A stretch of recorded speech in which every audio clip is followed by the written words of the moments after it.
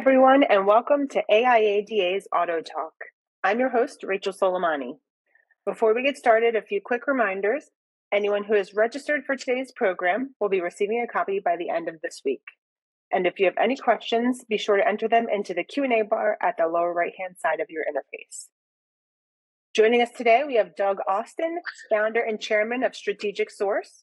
Doug, before we get started, I haven't had a chance to talk to you since Veterans Day, but thank you for your service. For those who do not know, Doug was in the Marines, and every Veterans Day, Strategic Source hosts a celebration with local vets around the Minneapolis area, and they just celebrated their 13th year of doing these celebrations, which I think is really admirable. So thank you for doing that, Doug. I think I've done enough talking, and I'll let you have the floor. Thanks very much, Rachel. Appreciate that and appreciate the opportunity here today. Well, for the dealers that are on, what we're going to talk about today is the best dealership ROI for cost reduction projects in 2025. Not all cost reduction opportunities are equal. They're all good, but some are going to throw off benefit quicker than others. And what I want to try to do here in the next 30 minutes or so is to kind of direct you to the ones that have proven to be most productive across our client base. We will probably do 2,400 projects, maybe a little bit more than that this year. So what I've done is gone back and looked at all the projects, looked at the dollar return and the percent return, and that's the information I'm going to share with you today. So that when you step back and look at where do I want to spend my time, will help to give you some better direction.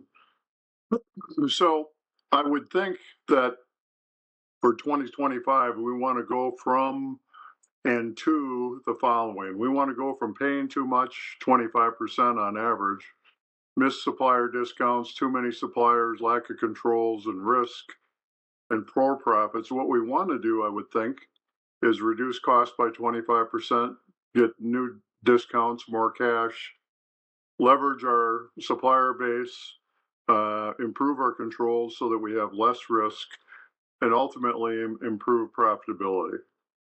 So just some facts, so everybody knows what opportunities out there. There's about 143 expense categories that you can spend money on. Most dealers spend in about 100 of those.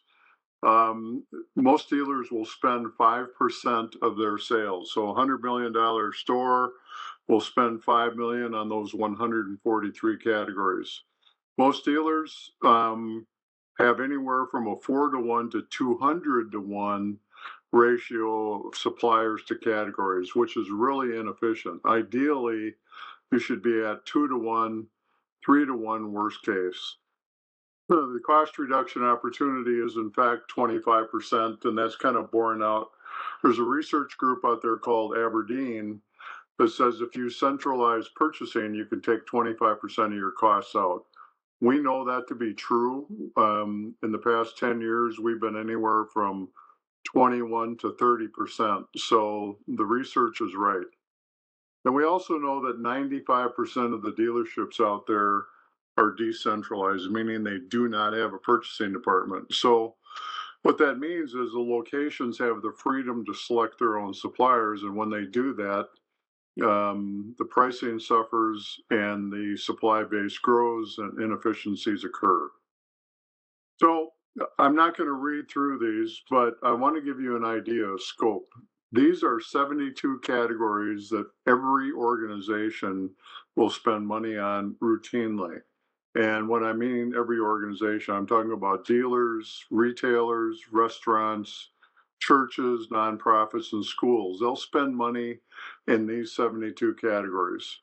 If you own your own real estate, which most dealers do, you'll spend on these 16 maintenance categories in addition. So now we're at 72 and 16, up to 84. And then for automotive dealers, here's another 56 categories that are unique just to dealerships. So you can see that the scope of work is pretty large, but conversely, the scope of opportunity is pretty robust as well. And it's my job today to try to direct you into the most um, profitable, the most ROI driven opportunities that we can. So, how much money are you leaving on the table? Again, most dealers are overspending by 25% each month, each year. Um, so that to the extent that you can nip that in the bud now, that's a good thing. So where are the profit leaks? Well, overspending by 25%. We've seen lost cash discounts with suppliers, too many suppliers, overpayments to suppliers, and ultimately too many employees that have purchasing authority. One of the best things you can do is take that authority away from everybody and then delegate it to two, three, or four managers on your team that have the ability to um, put you into a relationship with a supplier, commit company funds, if you will. There's three ways to commit dollars in an organization. That's through a purchase order, through a contract, or even having invoice approval. So the more people that have that authority, the more inefficient, the more costly your organization will become. So dealer frustration and fear. Some of the management challenges, there's constant price increases impacting profits. We've seen that since COVID, and over the past 4 years, prices are going up all the time. There's no time to really overhaul the spend function because staffing is light. Dealers are afraid to make changes because they don't want to disrupt the operation. There's stress, feeling powerless to fix the problem, and finally, unsure what to do, where to start. We hope to help you with that today. I would tell you that most dealers, there's an 8-step sourcing process that allows us to go into virtually any industry and generate results. And those 8 steps in sourcing are really define requirements, source and qualify suppliers, quote, negotiate, select and develop a solution, recommend and notify suppliers, implement, and then measure, audit, and report back. But most dealers, in my experience, skip 7 steps and go right to number 4. They go right into renegotiation mode with incumbents. And, while that may sound admirable, if you don't have data that comes from an RFQ or quoting, you may think you've done a great job negotiating, but you may have landed on a price that's 20, 30. And I've seen with one case, a dealer out west thought he did a great job renegotiating uniform contract, and he was 80% high. So data helps provide guidelines, and the data comes from quotes. So if you're bypassing all of these steps, it could be why you're paying 25% too much. Another problem is too many buyers, there's too many suppliers, and then you get too little leverage. So assume, if you might, we've got 100 expense categories, and then we've got 1,000 suppliers. Assuming that you're running a 10-to-1 ratio. Well, it's not easy to guess that you're going to be somewhere around 12,000 annual invoices. So too many buyers, too many suppliers, we lose leverage, too many invoices, and then realize that discounts, fewer discounts, higher prices, lost profits are the result. If you have to leave early today, you can scan these QR codes for either a copy of the presentation, free price comp review, or a best practice assessment. So take a picture of these QR codes, and we'll make sure that we get information to you. So now let's kind of pivot into opportunities to reduce costs. We're going to talk about 5 things today. Number 1, quoting and benchmarking. 2, payment strategies. 3, compliance audits. 4, negotiating with your suppliers or renegotiating. And 5, reducing that supply base, because all of them will make you more efficient, more profitable, and simplify your lives. Number 1, Let's stop overpaying. Let's go out for quote. And my recommendation to you is to go after these 5 categories. Look at credit card, credit bureau, your bank financing, and floor plan. We've had tremendous results with that this year. Take a look at your DMS costs and your insurance. Those are the categories that are going to provide significant opportunities for you the fastest. They're going to be high ROI. On the right hand side, you see an example where we're quoting credit card. The page isn't big enough to let me show you 4 suppliers off to the right, but you get the idea. Down the left-hand column is the location for credit bureaus, how many bureaus we've pulled, and then we start comparing them to the quotes that we get. So there's 101 opportunities to reduce costs, drive new profits based on live sourcing projects that we've done this year. And I'm going to share some of those with you. There's 14 new projects you should consider, 87 category results that we'll share, and we're going to show you the project percent savings as well as the average client dollar savings. So again, the caveat would be your dollar results are going to vary depending on your spend, your group, and so forth. But I'm trying to direct you to the most profitable projects that we've worked this year.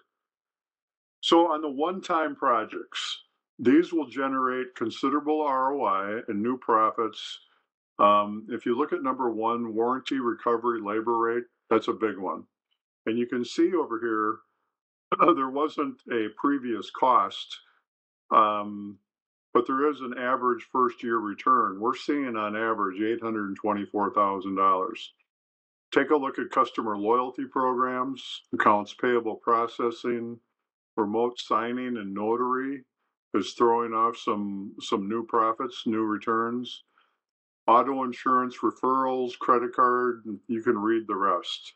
But those are 14 projects that are throwing off some pretty good results first year.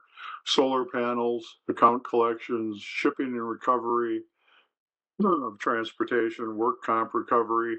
So take a look at those projects to provide some one-time benefit. So here's some expense categories that you're all spending money on today. And what I've done is prioritize them in terms of what our average client, again, is seeing. Again, the numbers are going to be dependent on your spend. But this is largest to smallest. So here's 24 categories, starting at credit card processing, DMS, marketing, on and on through number 24. In terms of where do you direct your time in 2025 in terms of going after cost reductions, this should throw off some pretty good ideas of where to start first. Now we look at number 25 through 45. Again, they're descending results from telecom all the way down to auto rentals. Look at that, auto rentals, even though it's, relatively small scope, it's throwing off a 75% average savings rate. So there's different strategies here to go after. But in this particular case, we're looking at the dollar size. Now we're looking at 46 through 66, from check processing, parking lot maintenance, all the way down to marketing services, classified listings. So again, use this list to kind of select the targets you go after, and the percent saved that we have in that column, the second from the right, use that number as your target. That's what we've been able to achieve, and you should use that as kind of a target. Get a hold of your annual spend number, excuse me, multiply it times that percentage, and that should be your target dollar cost savings. And then we're getting to the end of it here. From number 67 through 87, you can see where the savings really start to drop off pretty considerably. So what that tells you is don't start there. Start at number one and go after the biggest opportunities because you're going to spend a lot of time down here with categories that aren't really going to throw off any material cost savings to your organization. So hopefully that's helped you, excuse me, get some sense of where you should put your time and how you prioritize these efforts. So what is the impact of quoting an expense category? And I've given you 4 examples here off to the left. If your spend is 10 million, 5, 3, or 2, if you go out to quote and achieve 20% savings, well, you can see on the right-hand side that that's going to throw off 2 million, 1 million, 600,000, or 400,000. And I'm trying to be conservative here. While we are averaging 25 to 30%, I'm using only the 20% number here. So I'm trying to be conservative. But the point is that if you go out for quote on these categories, you're going to bring in some pretty serious dollars. So, suggested dealer action items, select the new projects that might be of interest to the organization. Go after those categories that you haven't addressed, starting with the largest, and build your sourcing plan for 25. And then use our target savings percent as your category target. So we've given you the benchmark here. All you need to do is gather up your annual spend, and voila, you can build a plan pretty quickly. So let's talk about other opportunities. Our first one was sourcing, and that's probably the biggest one on the table. But there are other things that we can do to reduce costs and bring new profitability. We can maximize cash discount. Again, using the same methodology, if we have spend of 10, 5, 3, and $2 million annually, you can see that if we go after early payment discounts with our suppliers of 2%, and if we pay our vendors with a credit card giving us 1.5% cash back, you can see what the profitability is over here. We can throw off another 350, 175, 105, or $70,000. And again, I would tell you that our estimates here are very conservative. I was in a bank yesterday on a personal situation on a CD, and I noticed that the bank is giving 2% cash back. It's a national bank, and I know there are plenty of dealers that are getting 2% cash back, but now it's even becoming pretty common in the personal space. So between your early payment discounts, your credit card rebates, you can throw off some pretty significant dollars here, um, as indicated here on the side.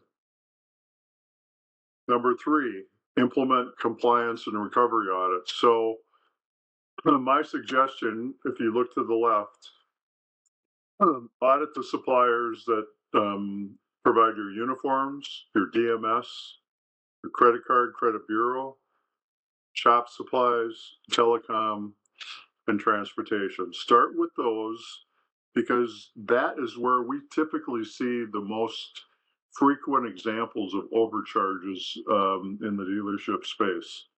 I don't think, excuse me, I don't think the suppliers are doing this on purpose, but there are some industry practices out here that lend themselves well to inaccurate pricing. So start with those categories off to the side. Take a look at your governing document. That could be your quote, and that could be your contract. Match that up to the invoice that you received this month and look for overcharges. If you find overcharges, as I suspect you will, then you want to go back a little bit further, tally up those numbers, call your supplier, ask for a credit. And the beautiful thing about this is you should get a credit. If you have a good supplier, they might even go back even further to look for larger credits. But at a minimum, they're going to know that you're watching this, and hopefully they'll get their act in order and prevent these overcharges from occurring down the road. Strategy 4. Well, this is still strategy 3. So here's the impact. Again, 10, 5, 3, 2 million in spend. If we're recovering overcharges at a 2% rate, again, you can see the profitability of 200, 100, 60, or 40. The other question you should ask yourself is, how many vehicles do I need to sell to throw off 40,000 in newfound profit, or 60 or 100? So recovery audits are a good way to keep your suppliers honest, let them know that you're watching your dollars, and to bring some new dollars to the bottom line. Strategy 4, again, leverage your data for better pricing. To the extent that you go out for quote, and what you're doing is collecting fresh price benchmarks. Compare those to your current pricing, and then if you want to go in and renegotiate with your suppliers, but what you're doing here is renegotiating based on strength, based on data, and not guesswork.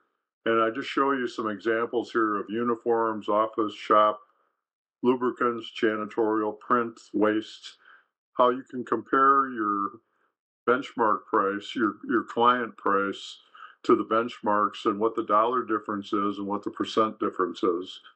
If you want to renegotiate with your suppliers, do it from a position of strength and based on data.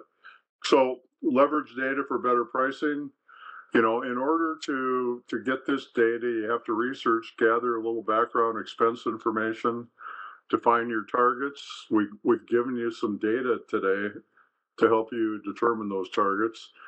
Anticipate what your supplier is going to say when you negotiate. So I had this a week ago, well, last Thursday. We had a significant negotiation. We set some plans, some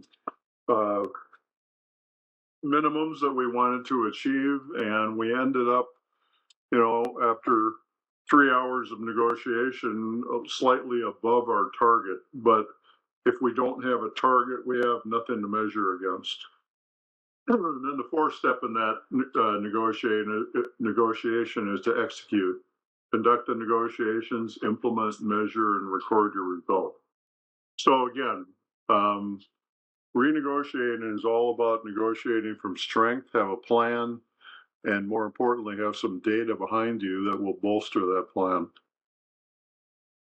Number 5, we talked a little bit about this early in the webinar about streamlining your supplier base.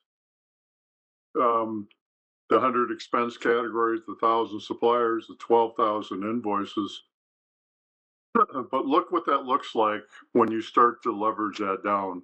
You still have 100 expense categories, but now maybe we have 300 suppliers versus 1,000, and maybe we only have 3,600 invoices versus 12,000. The dollar impact, if you look at, and this is really soft cost savings, but they are real. They make your organization more efficient. So if you look at your cost per invoice, and some organizations estimate their cost per invoice at $50, even $100. I'm being very conservative here at $25. You can see we went from 300,000 in cost to 90. We went from 12,000 invoices to 3,600, 1,000 suppliers to 300, but we can pull in about $210,000 in cost savings here. And keep in mind that the fewer the suppliers you have, the better your financial leverage is with those suppliers. You're going to end up with better pricing. So, summary: too many buyers means too many suppliers. Too many suppliers equals little purchasing leverage. Too many suppliers means too many invoices and a larger staff. So we want to avoid that. This is kind of an interesting chart. It just shows that, most dealers, according to what we've read and research, are between 2, 3, and 4% net businesses. So the point here is that if you're, let's look at the 3% area. If $2 million in cost reductions, if you're a 3% dealer, means that you'd have to sell 66 million in vehicles to generate that same kind of bottom line impact. And my point is this: you're not going to, you can't shut down your sales operation and just focus on cost reductions. But the point is here that generating meaningful material cost reductions can bring profit to the bottom line faster than sales. So, how many vehicles do you need to sell to equal that new profitability that comes from cost reductions? And my point is, this is worth the effort. This is worth the squeeze, even if you're a 2% company. $2 million at a 2% margin means you need to sell $100 million in vehicles to throw off that same kind of bottom line impact. So cost reductions matter, and it's better to go after the big ones quicker in terms of priority. So let's talk about building your 2025 expense roadmap. Number one, if we're chasing new profitability and new efficiencies, controls, and new profits, we want to focus on competitive quoting and benchmarking. Number two, we want to get cash discount strategies in place. It's going to be easier with fewer suppliers. Number three, we want to get after supplier compliance and recovery audits to get those overcharges back that we've overspent because the supplier isn't paying attention. We need to. Number four, renegotiate with incumbent suppliers, again, based on data and based on a plan. And then number five, take a serious look at supply-based reductions. I would bet most single-point dealers are probably sitting at 300 to 400 suppliers today. You should get that down to about 200, 225, 250 max. If you're a multi-store group, I wouldn't be surprised at all if you have 1,000 suppliers that are on your payroll. So this could be the essence of your 2025 expense roadmap. What we want to do again is stop the profit leaks and add to your bottom line. Again, using the spend number of 10, 5, 3, and 2. Quoting, assuming 20% savings, is going to throw off some big dollars. And again, the other strategies as well. But these dollars are real. It's going to take a little bit of effort to get after it. But if you don't, you're going to continue to overspend and suboptimize your profits. So we want to go from paying too much, 25%. We want to go from missed supplier discounts, no audits, high supplier pricing, too many suppliers. We want to move to this: reducing costs by 25, new cash discounts, more cash, supplier audits, new cash, new competitive pricing. We want to optimize that supply base. All of this will lead to new and improved profitability. And don't look at it just over a 1-year threshold. Look at it over 3 years, because oftentimes you can negotiate with your suppliers to lock the pricing down. We have done this countless times where we've negotiated with a uniform vendor to lock pricing in for 3 years with a modest 2% increase year 4, 2% year 5, so that in the course of 5 years or 60 months that your costs are only going to go up by a maximum of 4%. That gives peace of mind, and it certainly provides expense control and new profitability to your organization. So I've covered a lot of ground here. We can help. We've been around since 2001 in the dealer space, since 92 in other markets. We've actually saved, that number needs to be updated, over 700 million. We're veteran owned, Minnesota based. We're about 40 people today. kind of spread around the country. We can help you with a profit improvement program, just a spend analysis. We can help you track your contracts.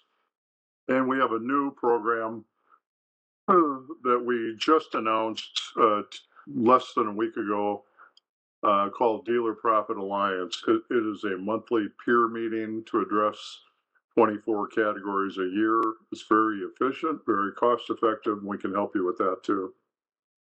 So, I have talked very quickly. I've covered a lot of ground. I'm sure people have questions, but yeah, Rachel, do we have any questions out there? We do. We had two come in. The first one is, who is the best resource in a dealership to lead this cost reduction effort? In my experience, and all dealers are different, but usually what happens is the dealer CEO, says our expense level, our profit level is not sustainable, and they generate the interests and the effort, and it's usually delegated to the CFO or the controller. And it's not reasonable to think that the CFO or controller can do it all, but they can organize it because they've got the data. And then typically the best approach is to bring in the general manager, the service manager, the parts manager, and maybe the sales manager as well, and task those 4 or 5 people with that list of categories. So again, if we've got 100 categories, we want to take the most productive ones and split them up, maybe among those 5 people. But somebody needs to be in charge, and I would say the CFO or controller is probably the best person to do that. That's helpful. Thank you. And how soon will people start to see good cost savings and new profitability if they put forward these strategies that you presented today? Yeah, all categories can throw off cost savings. All categories are not created equal. The bigger the spend, oftentimes the bigger the opportunity. Now, from a percentage standpoint, that percent might be small, but the dollars may be huge.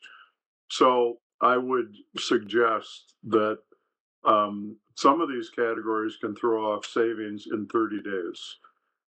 Some of them are going to take 60 days because you have to go out for quote, get the quotes, make a decision, implement the decision, and then see what the impact is on your invoices. So 60 days to 90 is probably the most reasonable, but can cost reductions occur and impact the bottom line within 30 days? Absolutely. There are a number of them out there.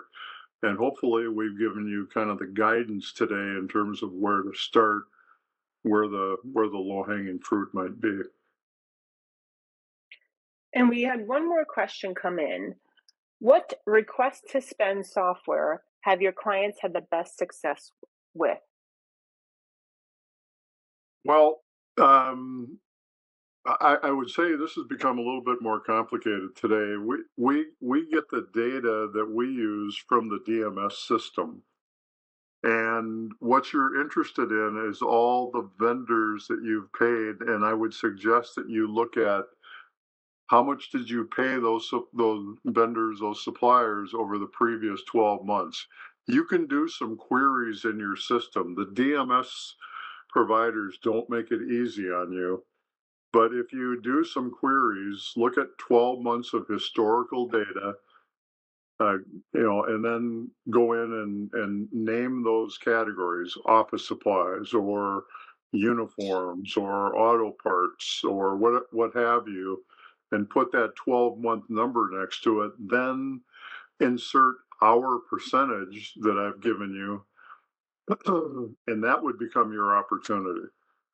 Um, so there's not a third party out there today that will come in from a software perspective and do that for you. My company will do it, but it's a manual process where we have the clients push the data to us in a report, and then we code it and then summarize it and then feed it back to the dealer and say, here's a potential plan.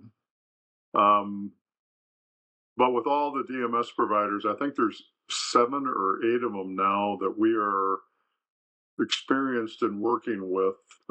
They're all different, but at the end of the day, call up your DMS provider and say, tell me how to get a 12-month supplier spend report, and they might be able and do that in Excel. They might be able to help you do that right out of the box. Well, Doug, thanks so much for this important information and your time. This is incredibly valuable stuff that Strategic Source has to offer. And again, you will all be receiving this presentation and the recording by the end of this week. To those on the line, join us back here next Tuesday, November 26th, as our used car guys return to talk about customer loyalty being your best source of inventory. For more information about AIADA, visit aiada.org. Thanks for joining and have a great day, everyone. Everybody.